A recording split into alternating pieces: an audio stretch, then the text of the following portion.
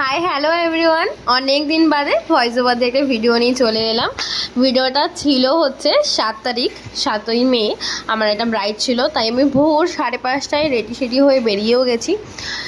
এই দিনটার জন্য আমি সত্যি খুব এক্সাইটেড ছিলাম, গোটা 1 মাস ধরে, অনেক দিন ধরে। আর এতদিন ধরে আমি ভয়েস ওভার দিয়ে আমি অনেক ভিডিওই দিইনি। যাই হোক, তোমাদের এই দিনের স্টোরিটা আমি শেয়ার করতে চলেছি, সাথে থাকো, দেখতে থাকো।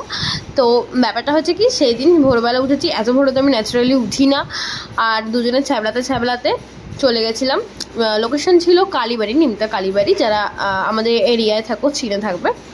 তো ওই ছ্যাবলাতে পৌঁছে গেছিলাম। আমরা যতটা এক্সাইটমেন্ট ছিলাম, বাড়ির লোক তো ততটা এক্সাইটমেন্ট ছিল না, ওরা টেনশন ছিল। আর সবথেকে বেশি আমার খুশি লেগেছে কি, এই দিদিটাকে আমি এর আগের দিন একটা পার্টি মেকআপ দিয়েছিলাম, আর সেই ছবিটাকে ও আলমারিতে প্রিন্ট করিয়েছে। এত ভালো লেগেছে আমার, আমি খুব খুশি হয়েছে, আমি দারুণ খুশি হয়েছে। আর খুব হাই কনফিডেন্স পেয়ে গেছিলাম যে কেউ আমার সাজানোটা এত কারোর ভালো লাগতে পারে যে সে আলমারিতে প্রিন্ট করিয়েছে। যাই হোক, সকাল সকাল তো একটা লুক হয়ে গেছিলো। এই হলে আমি আর আয়ুষ একটু স্কুটি নিয়ে ঘুরে ঠুরে এরপর আমরা আবার বাড়ি গিয়ে আবার ওদের বাড়ি গেছি।